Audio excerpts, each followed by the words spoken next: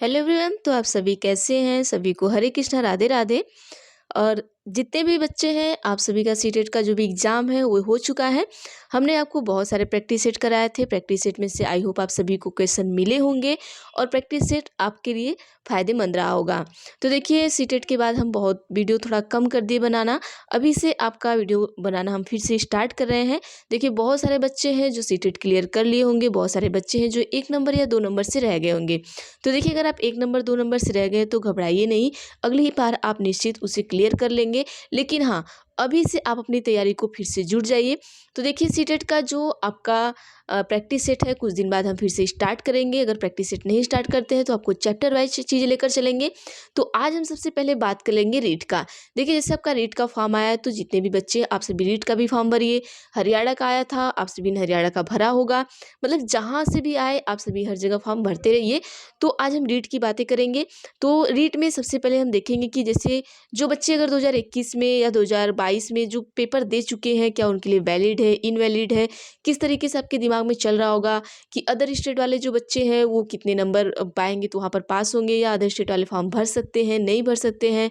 अगर फॉर्म भरना है तो आपकी एलिजिबिलिटी क्या होनी चाहिए। तो इन सारी बातों पर आज हम बात करेंगे। तो आज रीट के बारे में जितनी भी आपकी मुख्य मुख्य बातें हम आपको बताएंगे। और हाँ, आज रीट की बातें बताने के बाद हम आपको अब स्टार्ट करने वाली है रीट का प्रैक्टिस सेट।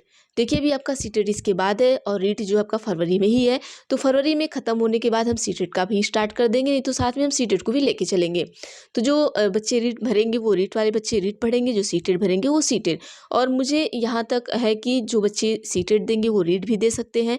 तो आप दोनों फॉर्म भरिएगा, ऐसा नहीं है कि एक ही फॉर्म भरे बस हम सीटेट के चक्कर में पड़े। आप दोनों दे सकते हैं, क्योंकि देखिए अलग अलग जगह पे वैकेंसियाँ आती हैं। तो अलग अलग जगह क्या करते हैं, ट्राई कर सकते हैं। तो हम बात कर लेते हैं जो आपका रीट 2024 है।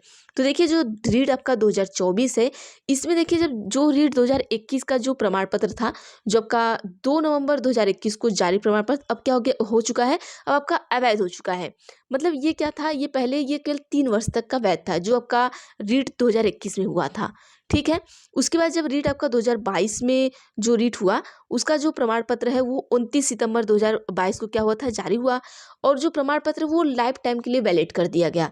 तो देखिए, जो 2021 वाले बच्चे हैं उनके लिए तो ये अवैध कर दिया गया था, केवल 3 साल के लिए था। लेकिन जब जो जो 2022 में बच्चे दिए उनके लिए सारी क्या है, लाइफ टाइम वैलिड है।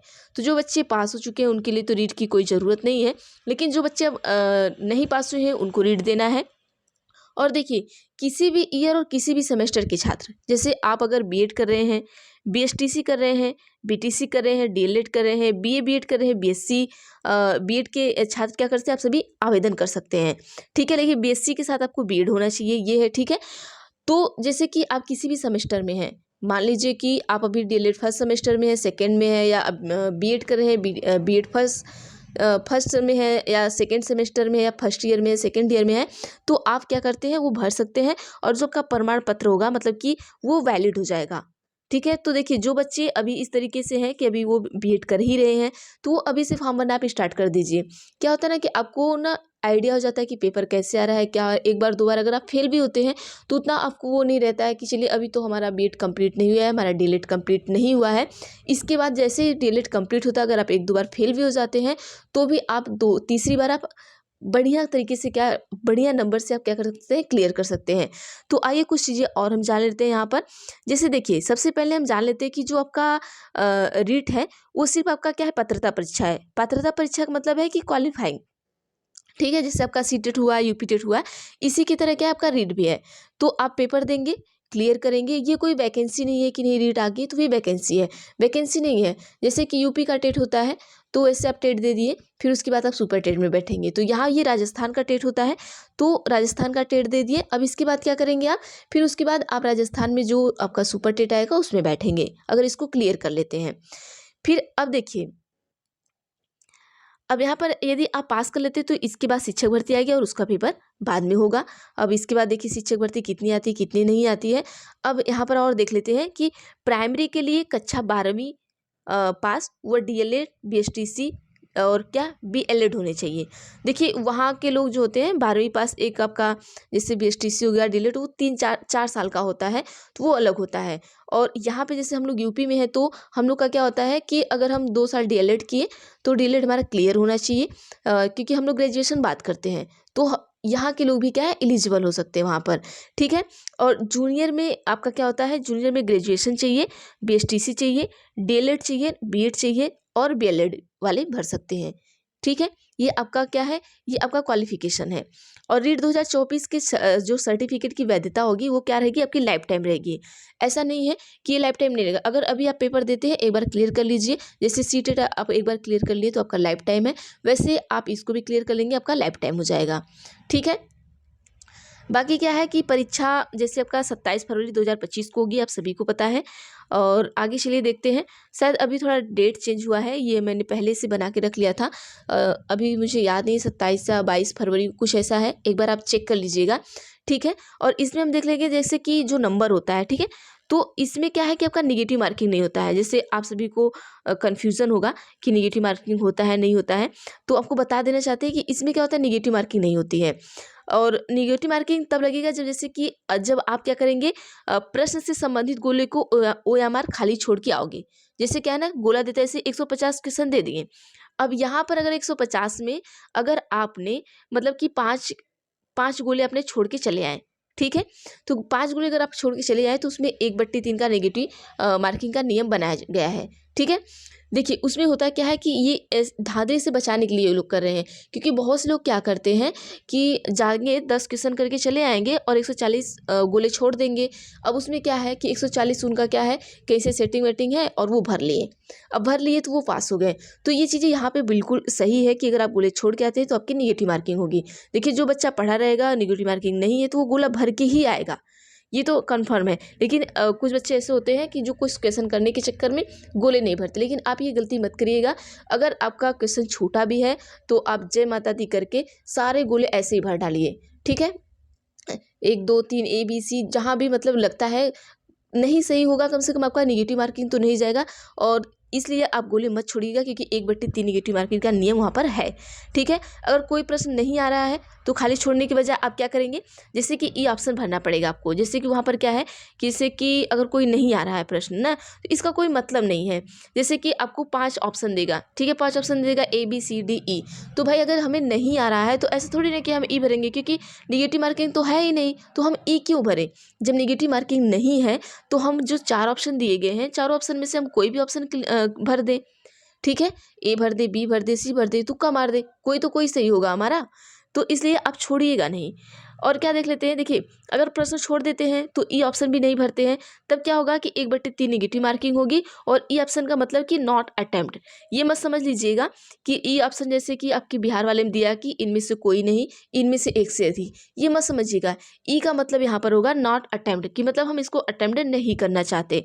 अगर आप ई भर देते हैं तब तो आपका निगेटिव मार्किंग नहीं होगा, लेकिन आप ऐसी गलती मत करिएगा कि नॉट अटेम्प्ट भरने के चक्कर में पड़ जाए। अगर नहीं भी आता है, क्योंकि निगेटिव मार्किंग नहीं है, नहीं भी आता है, तो ABCD में से कोई भी तुक्का लगा दीजिए, ठीक है। और हम देख लेते हैं इसमें क्या होता है। जैसे कि अब अन्य राज्य के जो बच्चे हैं उनके बारे में थोड़ा बातें करेंगे कि वो क्या रीट का फॉर्म भर सकते हैं। तो जी बिल्कुल, आप सभी भी रीट के फॉर्म भर सकते हैं, लेकिन हाँ, जैसे कि जो दूसरे राज्य की महिला हैं और पुरुष हैं वो क्या आपके UR में गिने जाएंगे। UR का मतलब क्या होता है कि जैसे कि आपके जैसे OBC हो गए, SC ST हो गए, तो अगर आप यहाँ से गए तो अगर आप OBC हैं, अगर आप यूपी में OBC हैं, तो आप अगर यहाँ पर राजस्थान में जाएंगे तो वहाँ पर क्या हो जाएंगे, आप जनरल में गिने जाएंगे, ठीक है। जैसे अगर यहाँ आप जैसे कि यहाँ का टेट देते हैं तो आप 82 पे पास मार्किंग आपकी है, लेकिन जैसे ही राजस्थान में जाएंगे तब अगर आप जनरल में जाएंगे तो आप सभी को पता है कि जनरल की जो पास मार्किंग होती है वो आपकी 90 नंबर होती है। तो यहाँ पर आपको 90 नंबर पाना जरूरी हो जाएगा। तो ये चीज़ें होगी आपकी। तो अदर स्टेट में आपको क्या है, 90 नंबर चाहिए। और दूसरे राज्य वाले शिक्षक के लिए सिर्फ जनरल सीट मिलेगी। जैसे होता है ना कि ये क्लियर हो, जैसे कि अभी बिहार वाले में हो गया था कि जो महिलाएं हैं उनको आरक्षण दिया जा रहा है, जो महिलाएं उनको 85 पे लिया जा रहा है, 83 पे लिया जा रहा है। फिर बाद में क्या कि 83 वालों को निकाला जा रहा है क्योंकि उनका जो नोटिफिकेशन था वो क्लियर नहीं था। तो यहाँ पर देखिए आप सभी क्लियर करके जाइएगा कि आप ये उम्मीद मत रखिएगा कि आप 83 85 पा रहे हैं तो आप वहाँ एलिजिबल हो जाएंगे। अगर आप ओबीसी हैं तो बिल्कुल नहीं। आप वहाँ गए, आप जनरल में, अगर आप अदर स्टेट के हैं तो आप जनरल में जाएंगे। अगर आप जनरल में गए तो आपको 90 नंबर चाहिए ही चाहिए। ठीक है, आप 90 नंबर लाएंगे तभी वहाँ पर आप जो अगली वैकेंसी आएगी उसमें एलिजिबल होंगे, नहीं तो आप फेल माने जाएंगे। ये बात याद रखिएगा। और रीट परीक्षा और मुख्य परीक्षा राजस्थान में ही आपकी होगी। ऐसा नहीं कि हम यूपी के हैं तो हम राजस्थान वालों को यूपी में बुला के परीक्षा करवा लें अपनी, ऐसा बिल्कुल नहीं होगा। अगर आप यूपी के हैं तो आपको राजस्थान जाना ही होगा। ठीक है, तो ये चीज़ें हैं। जैसे आप यूपी के हैं तो आपको बिहार का पेपर देने बिहार जाना पड़ता है। कुछ बच्चे हैं जो उनको नहीं समझ में आती चीज़ें, तो ये आपका हो गया। इतनी सारी चीज़ें हो गई। और देखिए सबसे मेन मुद्दा आपका यही है 90 नंबर वाला। तो आप ये ध्यान रखिएगा, आप यूआर में ही जाएंगे। और वहाँ पे शायद ऐसा कुछ भी है, देखिए वो कितना % देते हैं। जैसे कि जो वहाँ पर आरक्षण मिलेगा, कोई भी किसी भी आरक्षण का आपको लाभ नहीं मिलेगा। जैसे कि अभी बिहार में महिलाओं के लिए 50% आरक्षण है। ठीक है, तो यहाँ के यूआर महिलाओं के लिए भी वहाँ आरक्षण मिल जाता है। लेकिन यहाँ पर रीट में क्या होगा, आप महिला हैं, पुरुष से आपको कोई भी आरक्षण नहीं दिया जाएगा। जैसे अगर आप सोचते हैं कि आप महिला हैं तो हम वहाँ पर गए तो वहाँ की जो महिलाओं को आरक्षण दिया जाएगा हमें भी दिया जाएगा, तो आप इस सोच में नहीं रहिएगा, बिल्कुल भी आपको आरक्षण नहीं मिलेगा। ठीक है, तो आप यहाँ पे गए तो आप पुरुष है, महिला है, आपको पुरुष में ही फाइट करना पड़ेगा। महिलाओं के लिए कोई अलग से आपको आरक्षण नहीं मिलेगा। तो ये चीज़ें याद रखिएगा। तो ये रही सारी रीट की बातें। और हम अब रीट की बातें करने के बाद हम आप रीट की प्रैक्टिस सेट करवाएंगे, क्योंकि अब आपका एग्जाम बहुत ज़्यादा दिन नहीं रह गया, लगभग आपके पास महीने भर का टाइम है। तो महीने भर में आप प्रैक्टिस सेट करना स्टार्ट कर दीजिए। तो हम सोच रहे थे आपको कल से प्रैक्टिस सेट करवाना स्टार्ट कर दें, क्योंकि बहुत दिन से वीडियो भी नहीं आ रही थी। तो हम सोच रहे हैं आपको डेली प्रैक्टिस सेट करवाएं। और जो सीटेट के हमारे बच्चे हैं अगर वो भी करना चाहते हैं तो आप रीट का भी तैयारी करिए। और बाकी सीटेट की जो चीज़ें हैं हम देखेंगे, अगर टाइम रहा तो साथ में कराएंगे, नहीं तो हम रीट के बाद आपका सीटेट कराना फिर से स्टार्ट कर देंगे। थोड़ी थोड़ी चीज़ें जैसे सीडीपी हो गया, इसकी जो चैप्टर वाइज चीज़ें हैं उनको हम थोड़ा थोड़ा आपको लेके चलेंगे। ठीक है, तो चलिए आज के लिए इतना करते हैं, बाकी हम मिलते हैं कल आपके साथ प्रैक्टिस सेट के साथ। तो हमसे जुड़ना ना भूलें। और जो हमारे नए बच्चे हैं प्लीज़ वो सभी चैनल को सब्सक्राइब कर लीजिए। जो हमारे पुराने बच्चे हैं वो हमें बहुत सपोर्ट करते हैं, उनको थैंक यू कहना चाहते हैं। तो चलिए हम मिलते हैं अगली वीडियो में, और अगली वीडियो में हम जब भी मिलेंगे आपको प्रैक्टिस के साथ मिलेंगे। तो थैंक यू एवरीवन।